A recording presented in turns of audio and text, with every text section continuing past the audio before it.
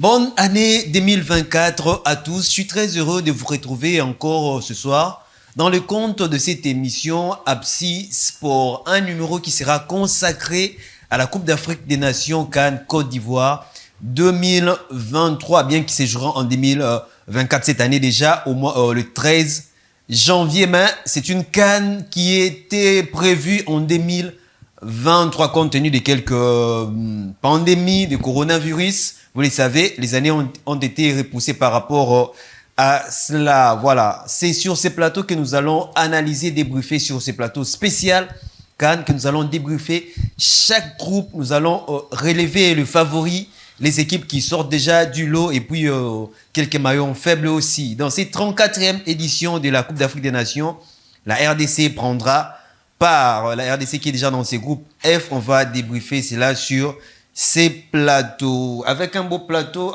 accompagné de Bob. Bonsoir Bob. Bonsoir Daniel, bonsoir à tous les téléspectateurs des Absi Télévision. Meilleurs vœux de partout où vous nous suivez. Je suis très content de renouer. Les festivités se sont très bien passées, Bob. Je me rappelle de votre invitation. Sauf que... ça s'est bien passé. C'est une nouvelle ère qui s'ouvre. On va quand même chercher à faire mieux qu'avant. On regarde de l'avant, je vais dire, l'avenir. Et surtout avec la CAN qui va déjà démarrer, c'est 13 janvier, dans moins de 10 jours. Dans moins de 10 jours, surtout, il y a les léopards de la RDC qui sont concernés par cette grande fête africaine. Football. On est là, on va scripter l'effectif d'abord de notre... Avec la liste de Sébastien Desabre. D'abord, en commençant par la liste... Puis, voilà, on va entrer dans ces détails. Bob, on est là pendant près d'1h30 pour parler de ces numéros spéciaux consacrés à la Coupe d'Afrique des Nations. De l'autre côté, on avance avec Emeraude. Un grand retour dans ces plateaux des Absi Sport. Bonsoir. Bonsoir Daniel, bonsoir à tous les téléspectateurs qui nous suivent en ces moments. C'est un retour. On le fait parce qu'on parle de sport, surtout que la CAN, et je suis très ravi d'être sur ces plateaux. Et après plusieurs mois sans passer ici, après avoir annulé plusieurs rendez-vous, voilà. Pas du tout. Donc pour le sport, quand même, on a été présents et ça a passé. 2023 est passé. Maintenant en 2024. Maintenant, on va être présent à chaque fois que vous allez nous appeler. De l'autre côté, Perside pour sa première participation dans ces numéros de Absi Sport. Bonsoir, Perside. Bonsoir à toi, Tatou Kabwe. Je suis très content. Je suis très content et puis très ému. Une émission qui commence avec beaucoup de provocations. Voilà, c'est cette ambiance d'Absi Sport que nous aimons mettre. Voilà, c'est pour une première d'être sur ce beau plateau d'Absi Télévision et moi, j'avais la dalle d'y être. Voilà. Et bien que tu m'as pas acquisé parce que moi aussi, j'ai eu à tripatuer un peu plusieurs de tes invitations. Mais voilà, comme on dit toujours, mieux vaut la fin d'une chose que ce commencement. Et je suis là pour parler sport et je pense qu'on va passer de très très bons moments. On va passer de très bons moments avec aussi la CAN qui se profile déjà, comme on l'a dit le tout à 13 l'heure. Déjà, voilà. Les 13 déjà, ça va être très chaud. Ouais, ça va être très chaud, mais après, c'est une grande messe de football au niveau africain. Et c'est à nous d'être furieux. Je parle en tant que patriote, en tant que Congolais d'abord. Et je pense qu'on va faire quand même de très bonnes choses parce qu'on a un très bon effectif avec des très bons joueurs. Mais après, ce genre de compétition-là, ça se joue sur le terrain. Vous pouvez être fort sur le papier, mais sur l'RDG, il faut démontrer de quoi vous êtes capable. Je rappelle un petit détail. On était avec Perside à OMSA. Voilà. C'était très chaud, une émission très chaude en tout cas. Voilà, et là que j'avais découvert que tu avais un peu de passion vers le ministre des Sports actuel. Non, c'était pas un peu de passion, on défendait quand même les bonnes choses que quelqu'un était en train de faire. Enfin bref. Je n'ai parlé que des choses vraies. Ouais, moi je dis que enfin bref. De l'autre côté, on a les vétérans des Absi Sport. Paul Silombo. Le vétéran, Paul Silombo. Ça veut dire que l'homme des adages dans les sports. Lorsque les fourmis se retrouvent ensemble en masse, il y a une proie, n'est-ce pas? Je suis très content de retrouver encore cette grande famille. Émeraude, tu as fouillé. Il fallait penser aux ancêtres.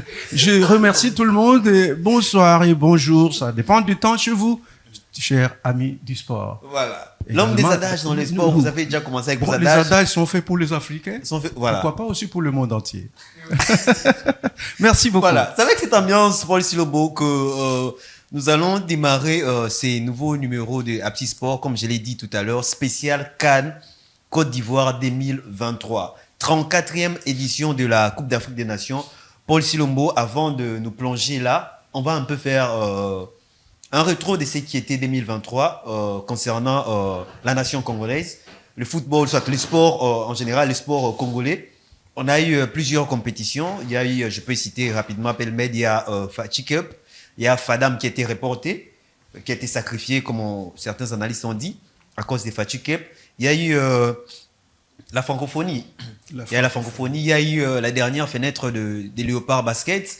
Il y a eu un peu beaucoup de choses comme ça, Paul Silombo. Il y a eu aussi le nouveau format de la Ligue 1, l'INAFoot. C'est avec ces deux groupes.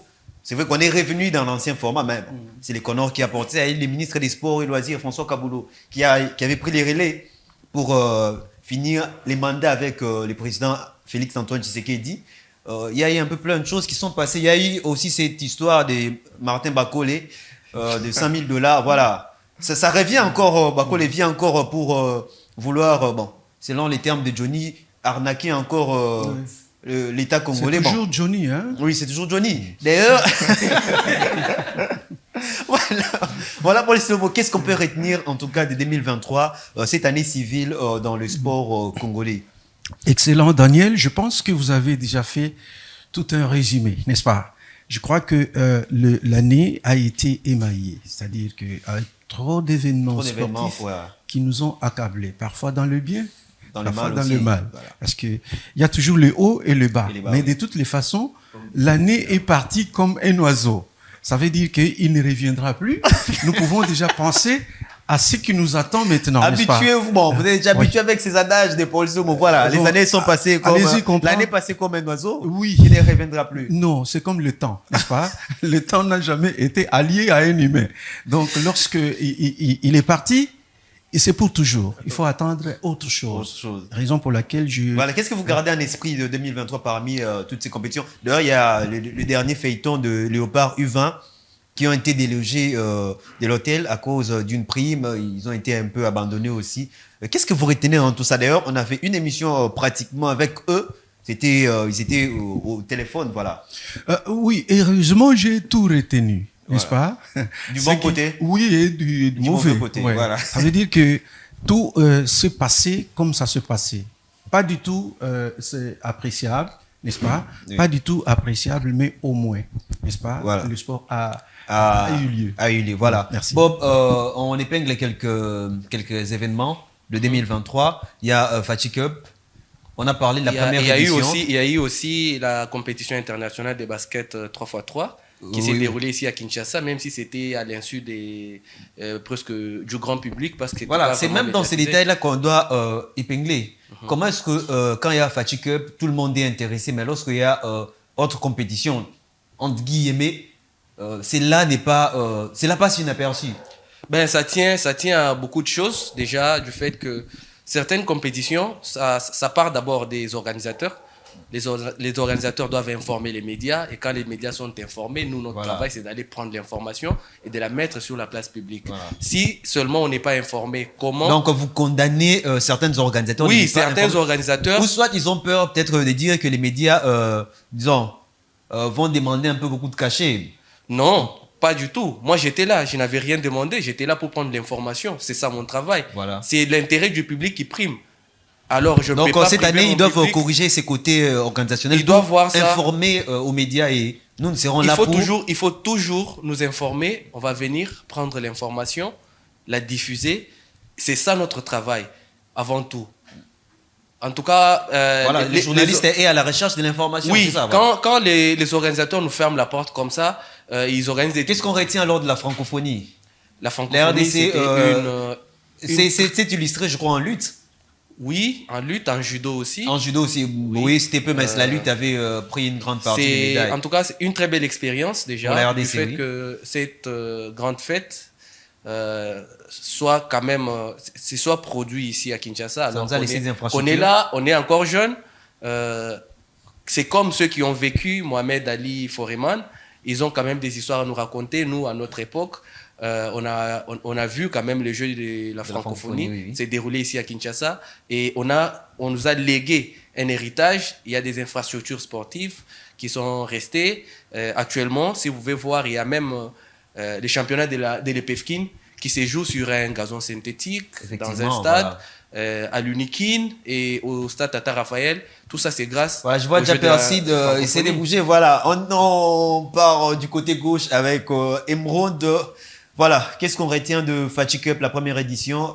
Est-ce que vraiment il fallait parler de la première édition ou il fallait garder en esprit comment honorer les présidents Félix-Antoine Tshisekedi qui a brigué, disons, qui a fait son quinquennat.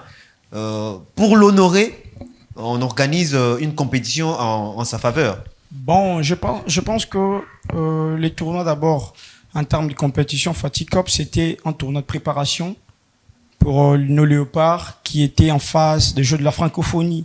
Donc on a parlé ici de léopards U20 qui n'avaient pas de championnat. On a parlé ici de léopards U20 qui n'étaient pas en jambes. Il fallait quand même créer une compétition pour les permettre d'avoir... chercher un mini-tournoi sans dénommer peut-être un tel, voilà. Et ça part dans l'idée de l'UNIFAC. Parce que l'UNIFAC ne va pas organiser une compétition seulement qui va se limiter pour une année.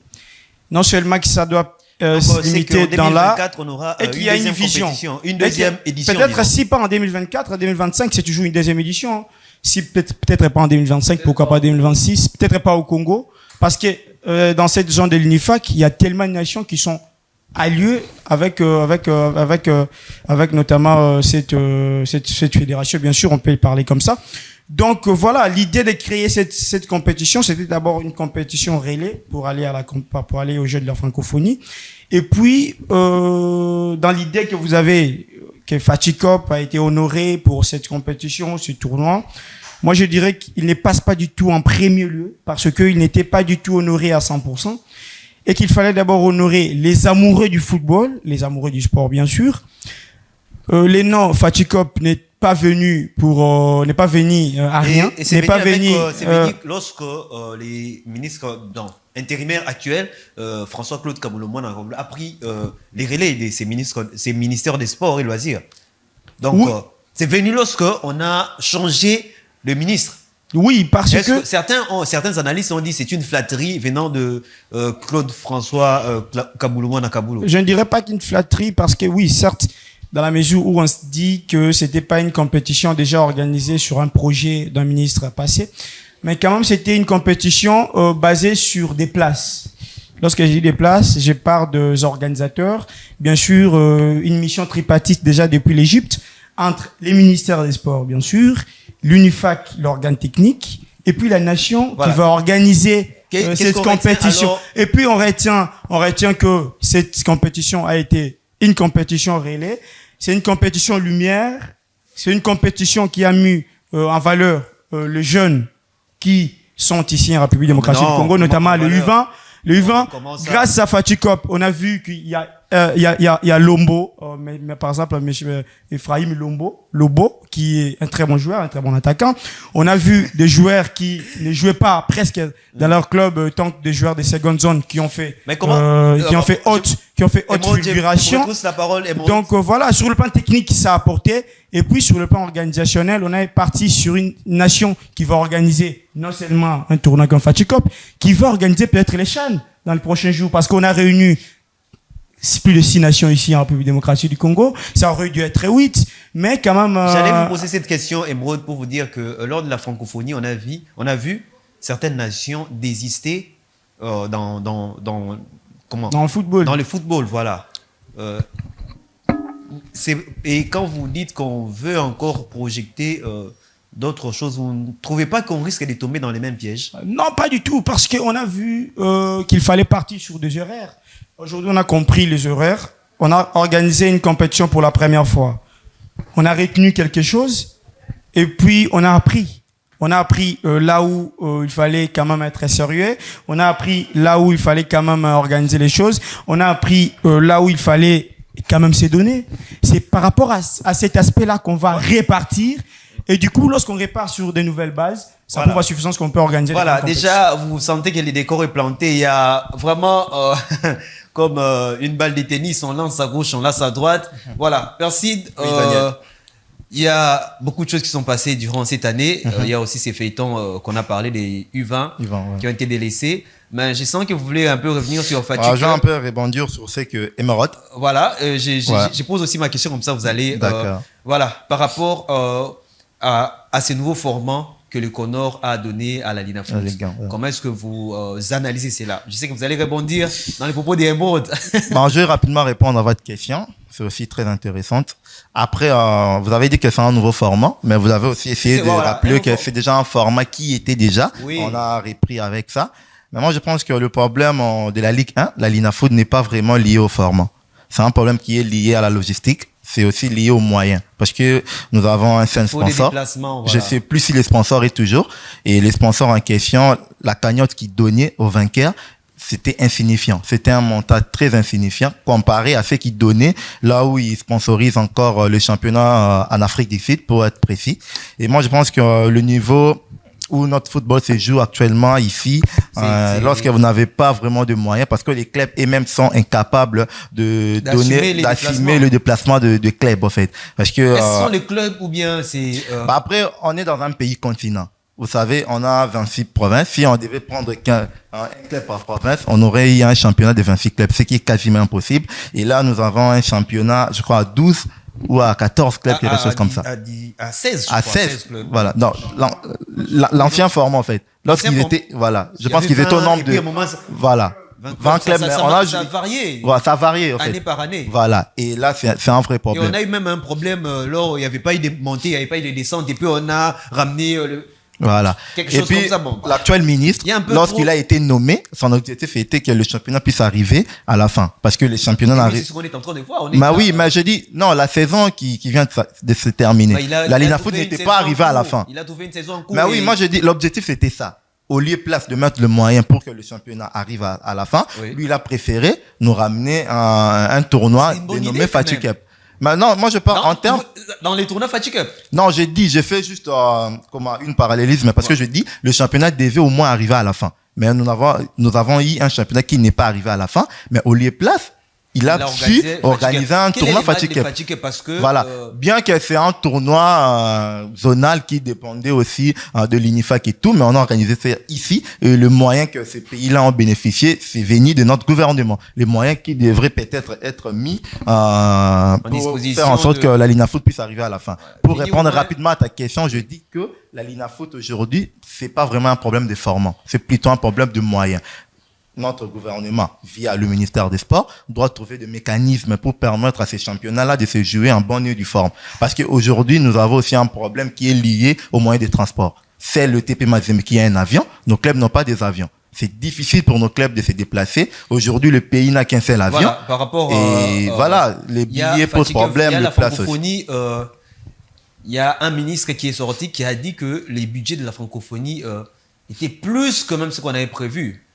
Après, la francophonie aussi, de manière générale, cela n'a pas été sponsorisé que par la RDC. Oui, ça on le sait. Ça on le sait bien, parce que la RDC n'a pas organisé la francophonie, mais nous avons accueilli la francophonie. Là, il faut nuancer. Parce qu'on parle de l'organisation et d'un pays qui accueille, c'est deux choses différentes. Voilà. Parce que la RDC non, en fait, laissez-moi parler. Voilà, la RDC, il y a un peu un débat autour de ça. Oui, en fait, il faut dire des choses telles qu'elles sont. La RDC n'a pas organisé la francophonie. La RDC a plutôt accueilli les gens de la francophonie. Parce que écoutez, je voudrais vous donner raison autrement. Ça veut dire que si vous pouvez, je peux poser la question, je me permets. Non, si vous pouvez nous donner l'organisateur, n'est-ce pas? Au moins que je me trompe, la francophonie, les noms m'échappent énormément. Je suis tellement défi là-dessus parce que il y a les gens qui organisent ça, les noms m'échappent. L'OIF, voilà, l'ami m'a soufflé. Il y a l'OIF parce que la francophonie, la toute dernière fois que ça a été organisé, c'était en Côte d'Ivoire. C'était en 2017, si je me trompe pas. Et depuis tout ce temps-là, c'était les Canadiens qui devaient organiser ça. Depuis tout ce temps-là, la francophonie ne s'organisait pas parce qu'il y avait des problèmes liés à la Covid et tout cela. La RDC a accepté d'accueillir le jeu de la francophonie. Voilà. Je vais revenir sur ce que Merod a dit sur Fatigue Cup. Vous lui avez posé la question, mais je pense qu'il a un peu titubé, il n'a pas su répondre. Pourquoi est-ce qu'on devrait que donner ces noms-là le nom du président. Et vous lui avez donné en quand est-ce qu'on aura la deuxième édition. Il nous a dit à 2025. Parce que je pense que une fois que le président en place ne sera pas là, est-ce qu'on aura toujours un tournoi qui sera dénommé Fatih Kep? C'est ça aussi le problème. Bien sûr, il y a certains pays où le président même est décédé. Le tournoi, s'il vous plaît, on va être clément sur ces plateaux. L'idée Fatih est venue d'un Camerounais qui l'a dit on doit donner ce tournoi Fatih Cup. C'était Fatih Cup. Et puis, on a compris qu'on a un président qui s'appelle Fatih et puis on a ajouté. On va finir avec Persine. En termes techniques, ce tournoi nous a rien amené. Parce que l'ami a dit que c'était pour préparer le U20 pour jouer les Jeux de la francophonie. C'est quoi le bilan? Ils sont éliminés en premier tour. Ça veut dire que ça nous a rien apporté sur le plan technique. Même l'entraîneur Guy Boukassa qui nous disait toujours, non, il travaille pour un projet en long terme. Le Fatih Cup, c'est un tournoi pont pour nous amener au Jeux de la francophonie. C'est quoi d'abord le bilan pour le Léopard au Jeux de la francophonie? Quasi rien. C'est quoi le bilan de Léopard au Fatih Cup? C'est quasi rien. Et puis, actuellement, qui vaut ces Léopards là?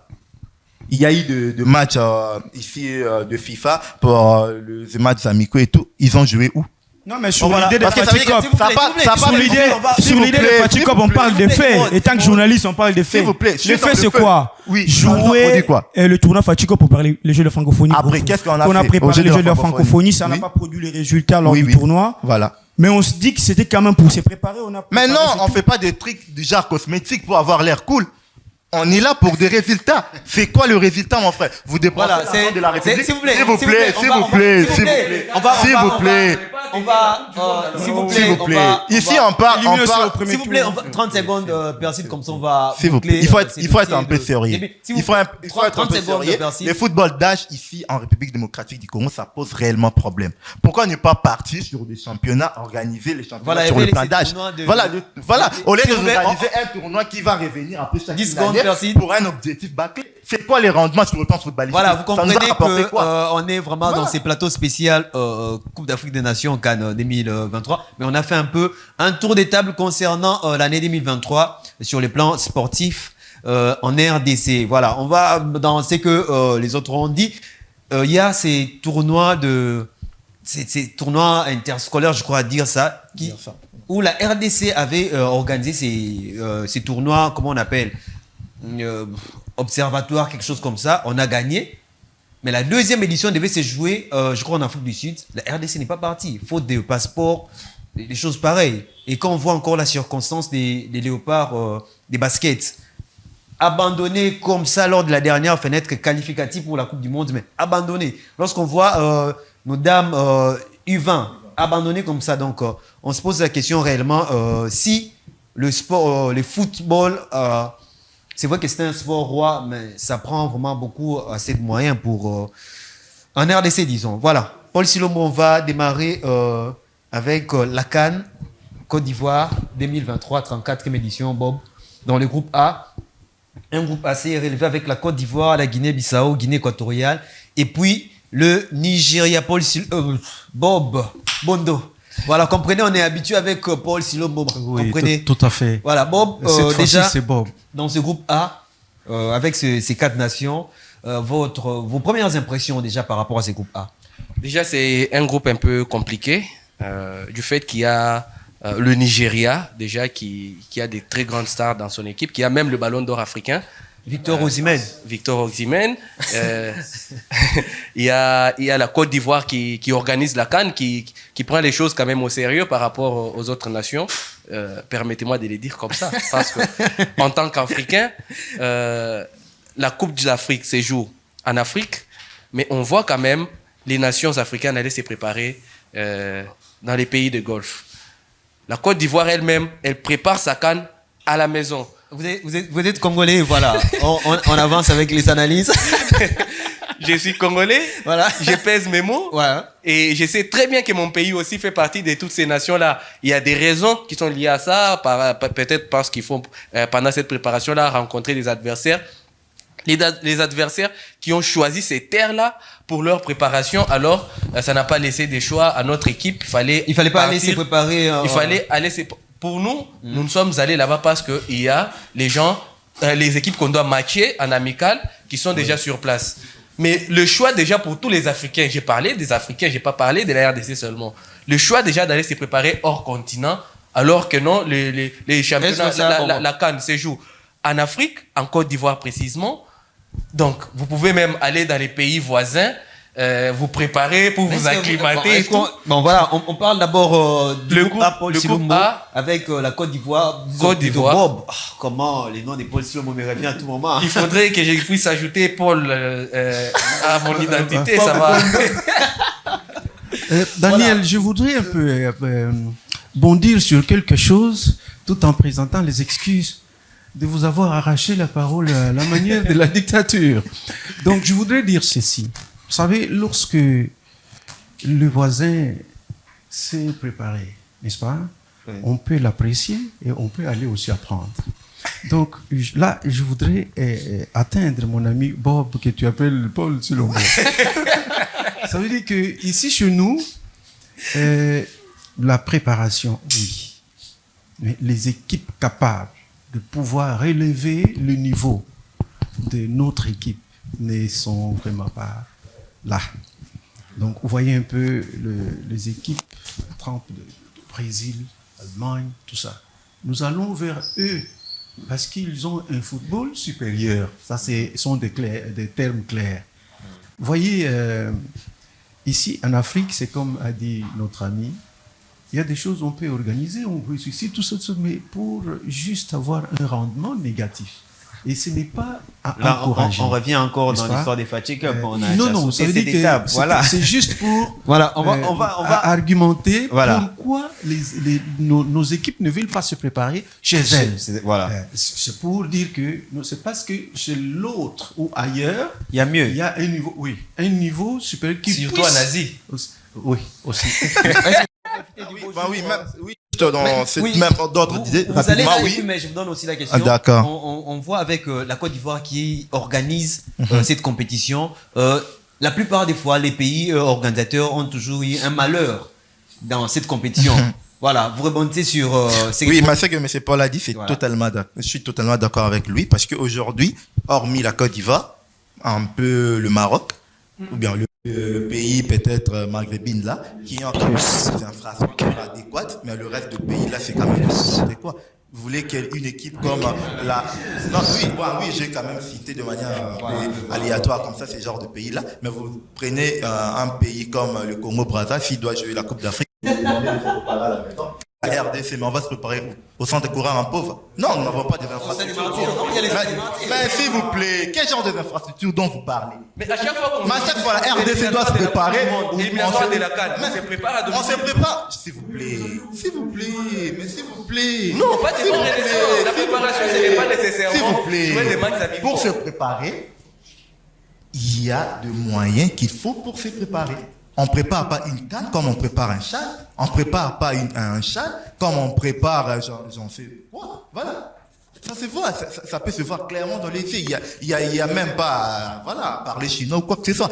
Nous n'avons pas des infrastructures qui peuvent nous permettre, nous, à la sélection de Léopard, de se préparer ici pour jouer une Coupe d'Afrique des Nations. Mais comment est-ce que Léopard se prépare lorsqu'on doit jouer peut-être le match de qualification? Mais mon frère, Daniel, mais tu me déçois, Daniel. De quoi est-ce qu'on parle?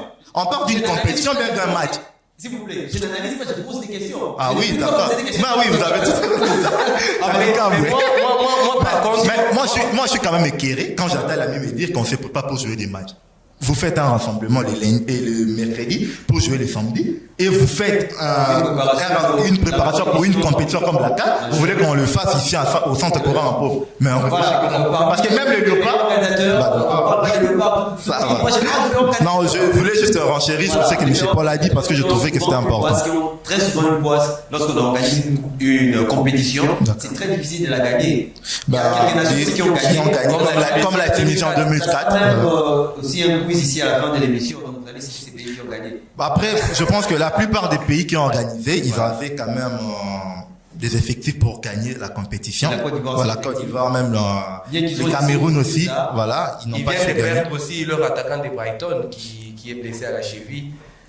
Voilà, donc ça est-ce que la Côte d'Ivoire a l'effectif pour... Oui, la Côte d'Ivoire a un pour effectif. gagner, peut-être pour aller... Non, pour gagner. Je pense que la Côte d'Ivoire a un effectif pour gagner parce que quand vous prenez des joueurs comme Sébastien Allaire, vous avez des joueurs comme Nicolas Pepe, vous avez l'air milieu du terrain qui est vraiment très fort avec Seko Fofana, vous avez Franck Kessié, Seko Fofana et voilà, même en défense aussi. Après, moi, je pense que c'est le rendement qui compte. Hein. Vous pouvez jouer en Arabie Saoudite. Quel est les défauts alors des joueurs en Arabie Saoudite, Emeraude? C'est pas un défaut. Non, mais comme vous dites, ils sont c'est une question. Mais oui, c'est comme s'il y avait un problème. Ouais, c'est ce que moi j'ai dit, c'est le rendement qui compte. La question est bien posée, si vous pouvez répondre. Tu n'as pas dit ça, non, mais mais on pose ça la pose question. un problème de compétition dans la mesure où on se dit qu'on ne peut pas Mais en France, il y a des clubs compétitifs. on ne peut pas faire une étude comparative. Mais moi, je peux quand même vous Vous ne choquer. pouvez pas me dire que la prestation des Mané à Liverpool, c'est la même qu'elle fait aujourd'hui. Non, mais on peut. Mais il ne faudrait pas prendre des exemples très isolés. Moi, je vous choque aujourd'hui. Vous prenez tous les niveaux de nos joueurs qui jouent en Europe. C'est même pas comparable à un Cristiano Ronaldo qui joue en Arabie Saoudite. Nous n'avons pas un joueur de tel niveau. Mais il y a des joueurs qui jouent en Europe. Voilà. Oui, mais je vous dis, mais parce que vous voulez jeter quand même de l'eau propre. Oui, ça vous choque. Non, s'il vous plaît, on va aller. Moi, je suis très réaliste. Moi, Non, ça, ce n'est pas le réalisme. C'est pas du réalisme.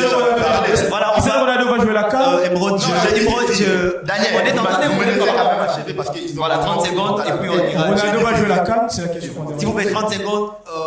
S'il vous plaît, posez pas de questions. posez pas de questions. Moi, je faisais juste une analyse comparative pour vous dire que quelqu'un qui joue en Arabie Saoudite peut être plus meilleur que celui qui joue en Europe. Voilà, je vous dis qu'il n'y a aucun de nos attaquants qui est comparable à Cristiano Ronaldo qui joue en Arabie Saoudite. Les stades le démontrent. Alors, pour répondre, je dis que la Côte d'Ivoire a un effectif pour gagner la CAN. Pour gagner la CAN, oui. Voilà. Malgré être meilleur candidature, il y a une petite poisse. Voilà, il y a toujours une malédiction qui accompagne le pays organisateur. Est capable avec beaucoup d'autres joueurs. Émeraude, on parle de ces deux du groupe A plutôt. Il y a la Côte d'Ivoire et puis il y a les Nigeria. Ça va être vraiment très chaud dans ce groupe avec l'effectif du Nigeria, avec Kevin Iheanacho. On a parlé de Victor Osimhen. Vous voyez déjà les Nigériens aussi rivaliser, être plus forts que la Côte d'Ivoire. Pour ça, dominer même ces groupes On A. parle certes de Nigeria et la Côte d'Ivoire, mais on oublie qu'il y a la Guinée. On va arriver là. On est en train de débriefer chaque. Oui, ça peut faire mouche dans la mesure où on se dit qu'en Afrique, il n'y a pas une petite nation aujourd'hui. Hein. Il y a par exemple les Comores qui est allé jusqu'au quart de finale, la CAN d'avant, alors que la RDC est à la maison. On parle des équipes qui font mal. Aujourd'hui, la Zambie qui a fait l'éliminatoire de la CAN en terminant première devant la Côte d'Ivoire, qui vous citez qu'elle est favorite dans sa propre terre, alors que l'effectif a tout à fait changé. Aujourd'hui, on a des joueurs qui étaient à la première zone, qui descendent, qui ne montent pas, qui ne font pas peur. Aujourd'hui, on se dit que cet effectif a perdu le vrai rythme qu'il avait. Et aujourd'hui, la Côte d'Ivoire n'est pas partie favorite, selon moi, pour être champion de la CAN. Je peux pas citer le match de l'Algérie, je peux pas citer le match de l'Égypte, mais je peux citer ils peuvent être au nombre de 5, de 6. La Côte d'Ivoire en fait partie. Je peux citer certaines nations qui ont fait marche des progressions. Et parmi ces nations, je ne pense pas qu'il y a la Côte d'Ivoire. Et aujourd'hui, dans cette poule, la Côte d'Ivoire peut nous donner un mauvais résultat, dans la mesure où elle peut terminer 4e de sa poule. Et aujourd'hui, la Côte d'Ivoire peut terminer même 3e de sa poule. Et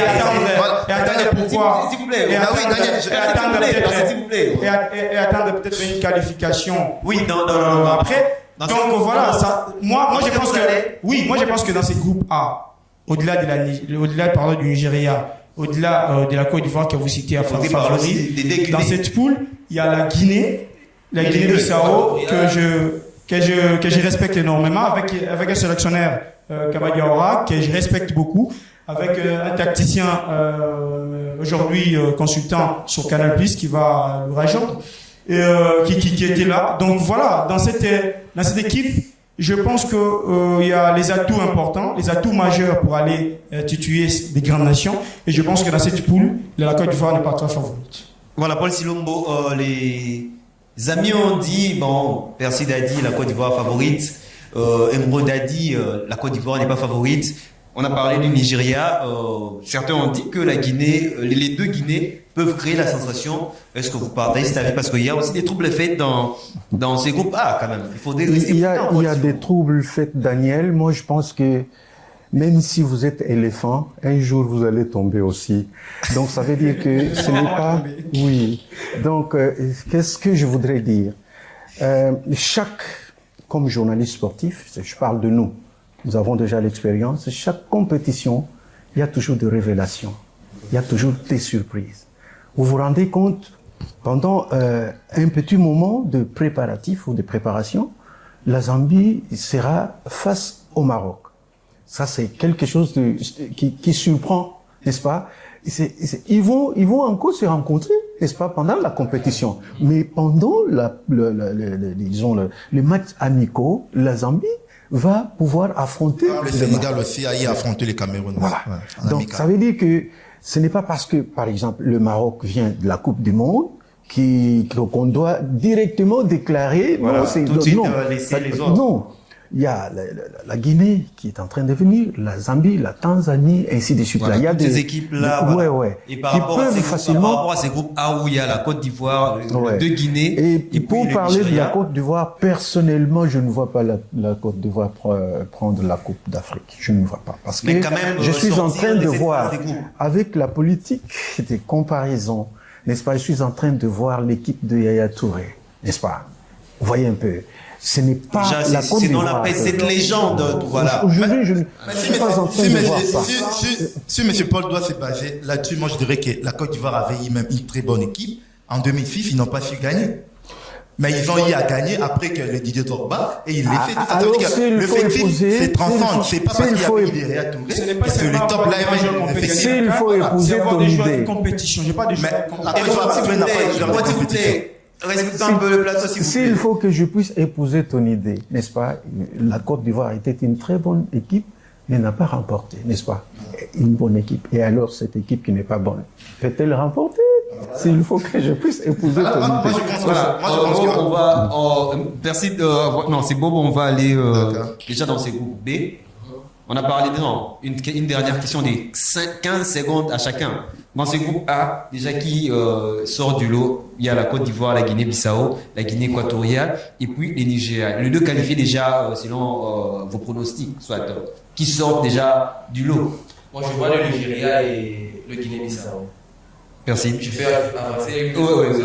Déjà, ce qui joue déjà en défaveur de la Côte d'Ivoire, c'est d'abord l'ambiance financière. Le fait de ne pas avoir sélectionné Wilfried Zaha ne met pas d'accord les publics ivoiriens. Les publics ivoiriens n'arrivent pas à épouser l'idée de Jean-Louis Gasset. Actuellement, Jean-Louis Gasset est en train même de perdre certains joueurs dans son effectif. Ils sont en phase de préparation. Comme si on parle ici de Seko Fofana. On a Max Alain Gradel, on met pas dans on a Gradel, on a Bailly. Gradel déjà, Seko Fofana. Il a connu un problème physique, je crois, il y a 2 jours. Et il peut se faire qu'il ne puisse pas bien jouer la carte. Je vous donne 10 secondes encore. Je vous donne encore 10 secondes. Est-ce que le fait peut-être de rappeler ou il fait après qu'un joueur soit blessé peut changer un peu ce que vous venez de dire? Parce que vous avez dit que déjà cette ambiance de vestiaire ne marche pas un peu bien. Parce que Wilfried Zaha n'est pas. Si un joueur va se blesser avant les 13, ramenez Wilfried Zaha. Mais quand vous suivez les Ivoiriens eux-mêmes, ils suivent mieux leur équipe que nous, qui sommes un peu loin de. Et ils ont réclamé Wilfried Zaha. Ils les réclament jour et nuit. Ils ont même une expression qui dit s'il n'y a pas Zaha, qui va envoyer le gardien à terre. Voilà, Paul Sivongo, dans ce groupe A, la même question. Il y a 4 nations, Côte d'Ivoire, Guinée-Bissau, Guinée équatoriale, et puis les Nigeria. Selon vous, le Nigeria par favori. Voilà. Ensuite, Guinée équatoriale. La Côte d'Ivoire, il faut oublier ça. Voilà, ça fait sourire Tony. Et puis pour juste quelques secondes, juste pour répondre à la question, est-ce que le fait qu'un élément soit blessé, un joueur, est-ce que cela peut perturber? Ce sont les mentors. Tout à fait. Ça perturbe la sélection. Il y a des qualités difficiles à remplacer. Merci. Dans ce groupe A, Moi, je dirais tout simplement que la Côte d'Ivoire et puis le Nigeria, parce que les deux Guinées n'ont qu'à leur troisième participation à la 34e édition d'une Coupe d'Afrique. Il ne faudrait pas se voiler la face. Oui, encore, voilà. Parce que ce qu'on dit ici, je ne sais pas si mes confrères sont... comment est-ce qu'ils entrevoient les choses? Moi, je vois en mal une équipe comme la Côte d'Ivoire être éliminée en premier tour d'une Coupe d'Afrique qu'elle organise avec le... Il faut être tolérant, chacun est appelé à oui, d'accord. Voilà, moi je pense que la Guinée des Kaba-Diawara, on peut s'attendre à quelque chose. Oui, on peut s'attendre à quelque chose, mais à la 4e place peut-être. À la 3e, pourquoi pas. Voilà. Ils sont là pour apprendre Emeraude qui sort du lot déjà dans ces groupes. La Guinée-Bissau, je suis très ravi, très content de voir ces équipes-là évoluer. Et surtout que j'ai une inquiétude pour le Nigeria qui va faire une compétition qui n'est pas une bonne défense. Victor Osimhen doit prouver qu'il est les ballons d'or africains, il doit prouver. Oui, on a de très bons attaquants, on a un très bon milieu de terrain. Ils ont aussi un numéro 9 qui joue au Borussia, au Bayern Leverkusen. Oui, au Bayern Leverkusen, c'est un Nigérien. Aussi, il y a un autre joueur qui joue en Angleterre au club de Nottingham Forest, si je ne m'abuse pas. Oui, il y a toutes ces panoplies d'attaquants qui... Voilà, il y a Chukwueze. Oui, du côté du il y a Chukwueze. Il y a Victor Boniface. Il y a Nouma il y a Ahmed Moussa, ils sont nombreux. Il y a tous ces attaquants-là qui peuvent faire mal. Et la défense, il faudra l'arranger. Voilà, la grande question sera comment composer cette équipe. Ces problèmes sera arrangé, le Nigeria pas favori. Voilà, la grande question qui reste comment composer cette équipe. Si la CAN, peut-être le tout premier match. J'aimerais pouvoir si les deux Guinées pouvaient au moins. Pourquoi pas. Voilà. Ce que je disais, c'est qu'il y a vraiment un grand problème dans l'effectif Nigeria, surtout en attaque. Comment composer, parce qu'il y a des Chukwueze, il y a vraiment une pléiade d'attaquants, mais c'est pas notre question parce que nous n'allons pas supporter cette équipe nigérienne. Nous allons déjà du côté du groupe B pour parler de l'Égypte, du Ghana, du Cap-Vert et de la Mozambique. Je commence avec Perside, déjà dans ce groupe B, il y a l'Égypte, le Ghana, mais il y a aussi les Cap-Vert qui risquent de créer un très sérieux problème. Voilà, dans ces groupes. En fait, moi, je suis pas trop fan de surprises. Moi, je suis quelqu'un de réaliste. Je vois ce que les équipes ont pu produire. Chaque compétition, il y a toujours des surprises. Mais je veux dire des équipes qui peuvent surprendre quand même. Voilà. Pas le Cap-Vert pour moi. Qui a fait une bonne compétition, qui fait d'ailleurs une bonne compétition dans la CAN. Vous savez, quand vous jouez les éliminatoires, c'est totalement différent. Non, j'ai pas de la CAN. Oui, mais le Cap-Vert fait des bonnes prestations. Oui, vous pouvez un peu me laisser. Voilà. Vous savez, quand vous jouez les éliminatoires. Parler. D'accord, comme toujours. Vous savez, quand vous jouez les éliminatoires, c'est totalement différent quand vous venez jouer une compétition comme la CAN. Parce que des compétitions comme la CAN, vous avez d'abord 3 matchs en phase de poule, et puis si vous sortez, c'est des matchs en élimination directe, et c'est vraiment des compétitions très glissantes. Moi, je pense qu'un pays comme la Zambie a gagné la Coupe d'Afrique en 2012. Je vous dis, la Zambie n'avait pas le meilleur effectif de cette compétition, mais il a su jouer la compétition comme la compétition du monde de la joué. Moi, je pense que des équipes comme le Cap-Vert, face à des équipes comme l'Égypte, qui est quand même les métronomes au niveau africain, là, il faut quand même les reconnaître. Voilà, on parle de l'Égypte aussi, qui a presque tout son effectif à la Ligue, soit en Égypte, voilà. L'Égypte. Oui, voilà. Dans la plupart des cas, ce sont des professionnels, ils ont quand même des pioches comme Marmouche. Ils sont pas nombreux. Ils sont nombreux. Salah, Mahmoud Trezeguet. Après, ces pays maghrébins là, leur effectif est plus composé des joueurs qui jouent dans leur club respectif. Dans leur club respectif. Professionnel. Semi-professionnel pour les dire. Parce que le football de ce côté-là est quand même évolué. Ça a quand même pu évoluer. Vous avez le Maroc, vous avez la Tunisie, voilà, au moins la Libye qui patauge un peu à rejoindre d'autres pays. Voilà. Je pense que les Ghana aussi a un très bon effectif au niveau d'attaque. Il y a surtout son attaquant de West Ham, Kudus, qui est dans Jordan Ayew qui joue en Nottingham Forest. Après, moi, j'aimerais pas encore voir une attaque qui sera composée de frères Ayew parce qu'on en a trop vu. Voilà, et puis l'âge aussi peut poser un problème. Et puis Ayew, je crois qu'on va il y a même des joueurs de l'Athletic Bilbao. Les Havres, quelque chose. Comment il s'appelle encore? C'est lui qui a joué. Iñaki Williams. Et Nico aussi joué la Coupe d'Afrique. Non, Nico, il est en Espagne. Non, j'ai dit Iñaki, oui. S'il pouvait quand même jouer la Coupe d'Afrique, ça pourrait. Il a fait la Coupe du Monde, il était pas. La Coupe d'Afrique, c'est quand même avec. Voilà. Émeraude, dans ce groupe B, il y a l'Égypte, le Ghana, le Cap-Vert. bon, cette équipe mozambicaine est malheureuse de tomber dans ce groupe. Oui, parce qu'on se dit que dans le but, oui, ça, on va préparer ses cas, mais je ne pense pas qu'elle va créer autant de sensations. D'autant plus qu'il y a l'Égypte qui essaye quand même de remporter encore une fois cette CAN. Et les Ghana qui revient encore une fois après avoir raté une coupe. Ces deux grosses nations doivent confirmer leur suprématie quand même. Oui, après avoir raté la qualif, à 2 doigts de cette qualification. Donc voilà, les Ghana avec son effectif, avec un entraîneur technicien, surtout avec des joueurs maison qui connaissent bien sûr la nation, qui connaissent la CAN, qui vont partir avec une idée déjà de l'expérience, notamment avec des joueurs qui sont très bons dans leur club, qui sont très performants, même dans leur défense, avec des joueurs comme les joueurs des Lens, messieurs. Il y a pas mal de joueurs qui font la différence avec cette équipe du Ghana. Certes, on veut avoir cette équipe aller très loin, et même si l'Égypte, on se dit déjà, lorsqu'on voit l'Égypte avec son effectif, on ne dit pas que vraiment c'est une nation qui va aller très loin, mais c'est une nation aussi qui s'habitue déjà avec cette compétition. C'est une nation avec des joueurs qui vont encore une fois connaître cette CAN. Et ce sont ces équipes-là qui créent vraiment l'ascension qui vont... Voilà, on va suivre un peu cet extrait de la finale entre le Sénégal et l'Égypte. La séance des tirs au but qui a été fatalique pour les Égyptiens.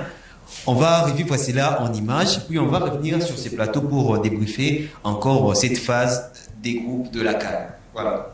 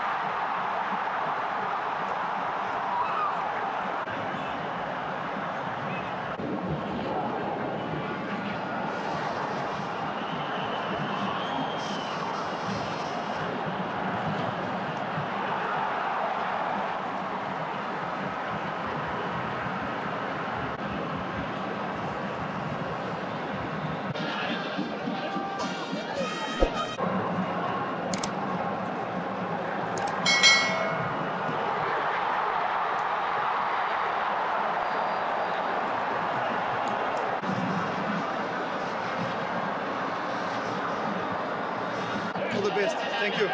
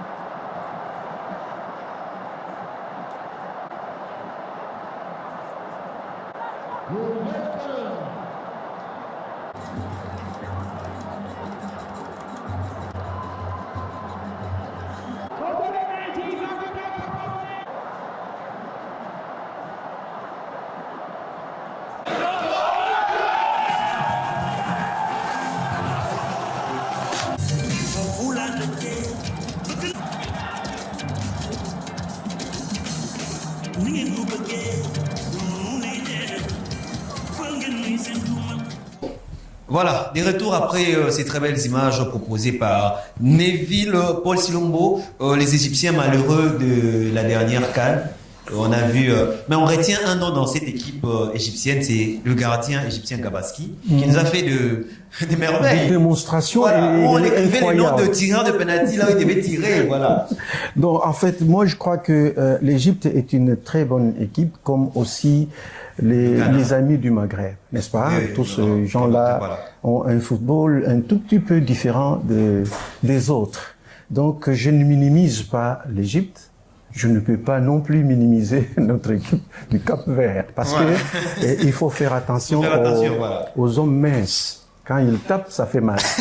Donc, ça veut dire que une équipe qui est déjà à ce niveau-là n'est pas à minimiser. Parce que on venait de parler tantôt des surprises, n'est-ce pas? Et je pense que c'est une équipe qui s'est préparée en conséquence. Il s'agit de la Coupe d'Afrique. Alors, on ne peut pas d'ores et déjà dire que non, bon, je pense que non. Effectivement, ça ne va pas être facile. Voilà. Mais ça ne va pas être aussi impossible. Deux derniers groupes, on va se séparer avec Persid. Persid, un dernier mot concernant ces groupes B, votre favori avant qu'on se sépare. Comme d'hab, le Ghana et puis l'Égypte. Sans compter les Cap-Verts. Après, comme je l'ai dit, je persiste là-dessus. Moi, je suis pas fan des surprises. Voilà. Moi, je suis quelqu'un de très réaliste. S'ils veulent me surprendre qu'ils le fassent sur l'air de jeu, mais sur papier, moi, je pense que les Ghana et puis l'Égypte partent large. Je prendrai le numéro de votre copine chez Johnny, comme ça, elle va vous faire une surprise à la fin de cette émission. Voilà, ça a été un plaisir. Que nous nous séparons avec Persid. On va recevoir sur ces plateaux Johnny, mais en attendant, on continue avec les analyses. Dans le groupe C, Bob, dans le groupe C, on va parler du Sénégal, vainqueur de la dernière édition, du Cameroun, de la Guinée et puis la Gambie. Un très bon groupe, un groupe très très relevé, déjà du fait qu'il y a le Sénégal, et le Cameroun, qui est une grande nation de football africain. Il y a aussi la Guinée. La Guinée qui nous fait du beau jeu, c'est aussi une nation de... Je crois que c'est la nation de Guirassy, celui qui joue en Allemagne. Nabi Keita. Non, Guirassy. C'est pour Guinée-Bissau. Si, c'est cette Guinée. Guinée-Conakry. Guinée-Conakry, c'est lui qui est qui est en Allemagne. Stuttgart, les buteurs. C'est en Guinée-Conakry. Je crois que oui. Ils ont bien joué. Ils ont aussi leur attaquant, je crois, Bayo.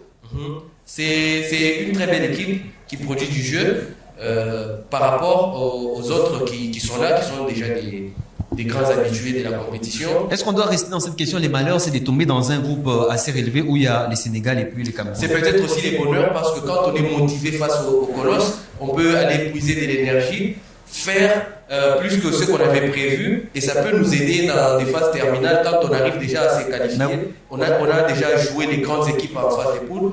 Une fois. Mais les effectifs vont changer, voilà. On est dans ce groupe C composé du Sénégal, du Cameroun, de la Guinée et puis Gambie. On se rend compte qu'il y a 3 équipes guinéennes dans cette compétition. Il n'y a pas de petit poussé, voilà. On reçoit déjà Johnny sur ces plateaux. Bienvenue Johnny dans ces plateaux spéciaux Cannes, Côte d'Ivoire 2024. Bienvenue, salut à tous. Et aussi aux confrères sur les plateaux. Bonjour. C'est un plaisir de partager encore ces beaux plateaux d'Apsi Sport. Après, ne pas parler comme un pasteur. Voilà, comme un analyste, on va c'était chaud avec Bercy. Je pense pas que j'ai sorti les gros mots du pasteur ici. J'ai pas le cas. Non, je vais tomber comme la Gambie dans le groupe C. Le petit poussé, la Gambie dans un groupe C au Cameroun, Sénégal. Comme l'a dit Paul Tilombo, attention aux personnes minces, parce que quand il frappe, ça fait mal.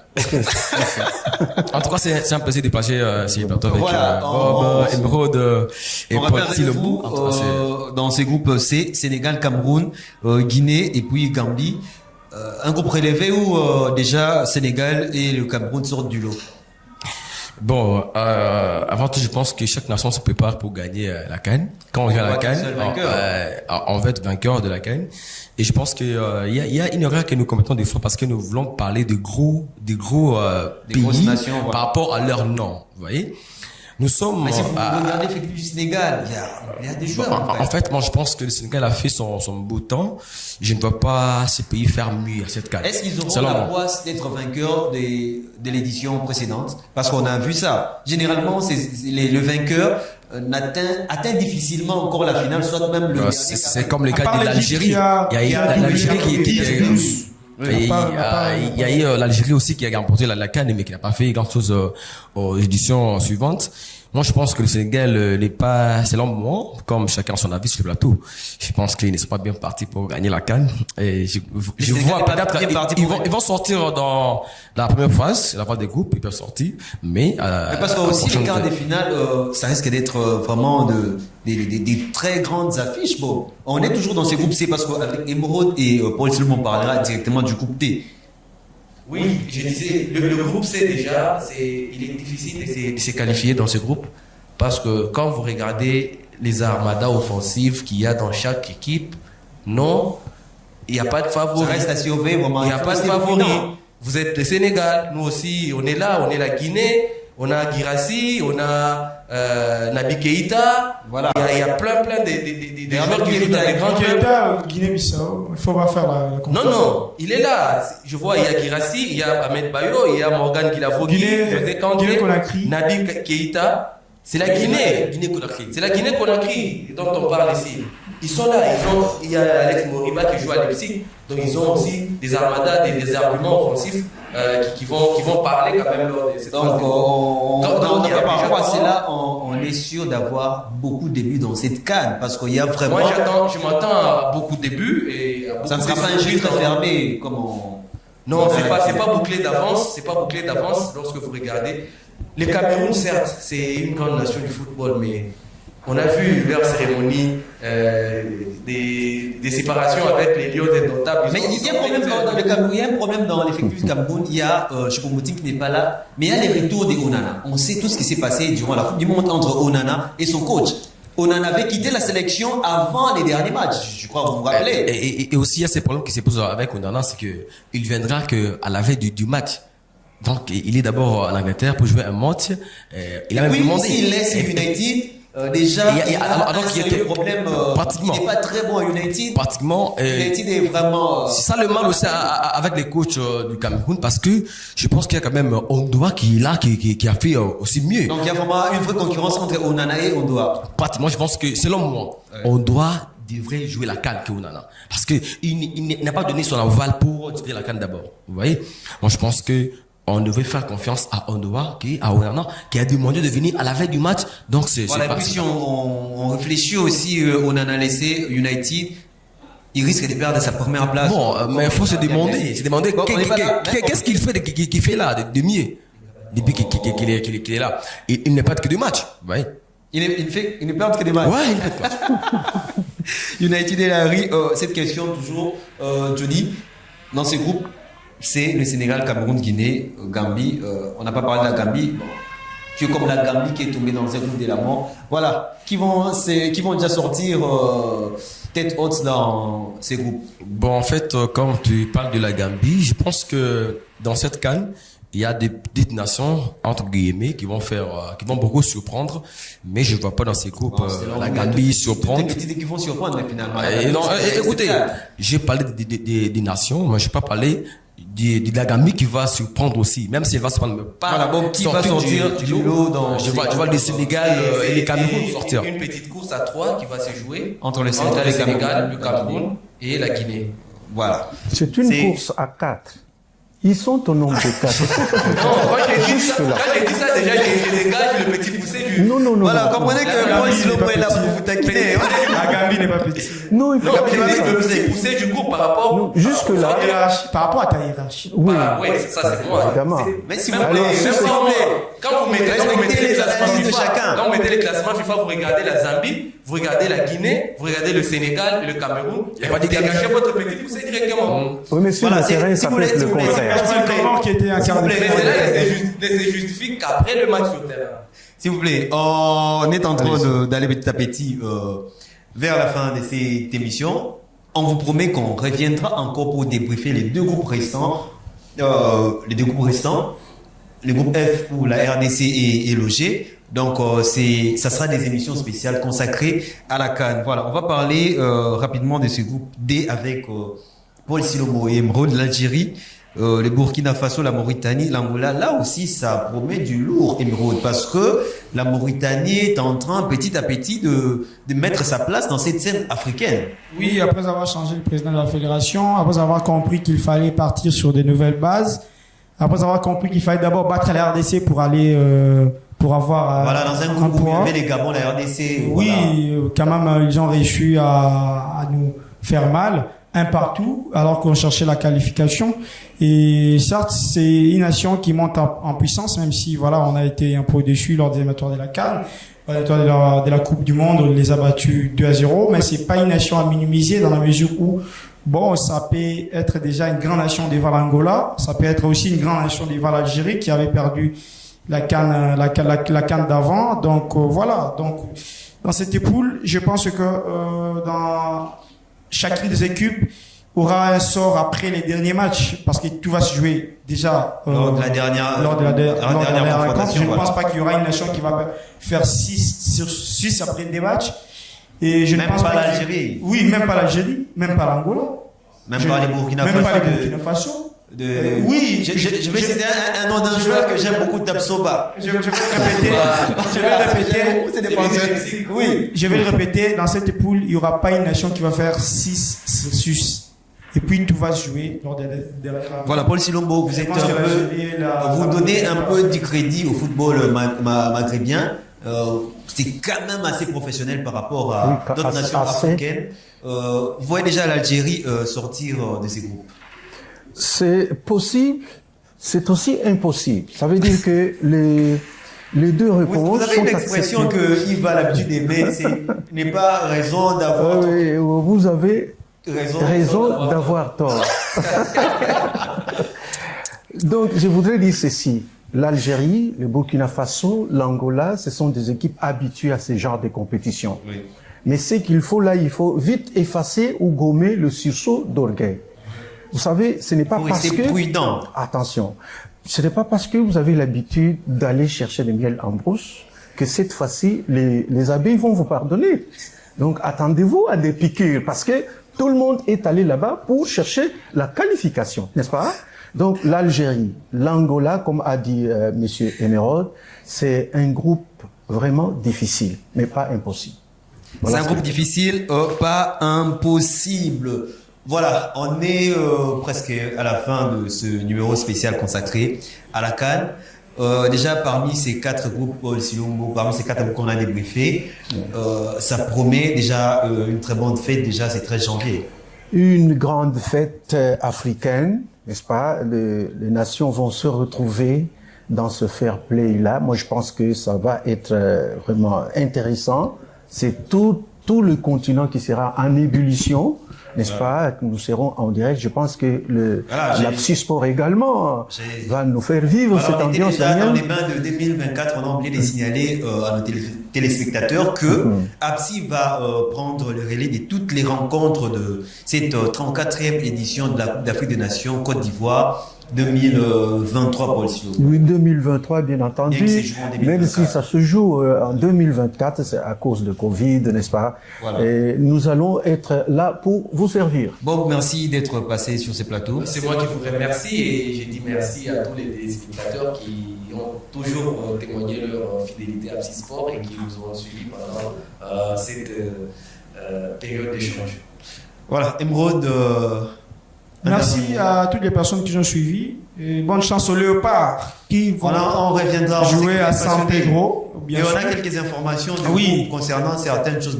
Bien sûr, bonne chance aux Léopards qui vont jouer la CAN, qui vont retrouver à nouveau la CAN après avoir raté l'édition d'avant. Et surtout, bonne chance à Sébastien Desabre et ses hommes. Et je pense que j'ai passé un très bon mois ici. Et merci à toutes les personnes qui ont suivi encore une fois. Et je pense que ce ne sera pas une dernière. Voilà. Johnny, la Gambie dans le groupe C. En fait, c'est pourquoi. On reviendra. Mon visage le démontre déjà. C'est une promesse. On reviendra pour parler des 2 groupes restants. On reviendra, mais pas à ces numéros, comme celui-ci là. Très ambiante. Et mais vous pensez mon que visage reflète cette tristesse. Il y a des pays, il y a des nations qui reviennent chaque année dans la Coupe d'Afrique. Donc vous verrez certains visages revenir encore sur ces plateaux. Bon, je serai très heureux prochainement de prendre aussi beaucoup de minutes pour parler quand même. Ça fera plaisir. Là, vous m'accusez, bon, ils ont compris. Je pense que dimanche, j'ai été heureux d'avoir ces beaux plateaux avec toutes ces personnes. Et aussi merci à tous les sportifs du partout où ils sont. comme l'a promis Daniel, je pense qu'on va revenir aussi pour la CAN et on va parler de la CAN. Voilà. Bonne chance au Léopard. Merci à Percy qui était avec nous sur ce plateau. Merci à Jean qui nous a assistés. Merci à Yves Mumba qui était derrière le 3 caméra Blackmagic, aussi à Scotty. Merci à Neville. Bon, on prend rendez-vous dans quelques jours pour encore un nouveau numéro spécial consacré à la Coupe d'Afrique des Nations CAN 2023. Bye.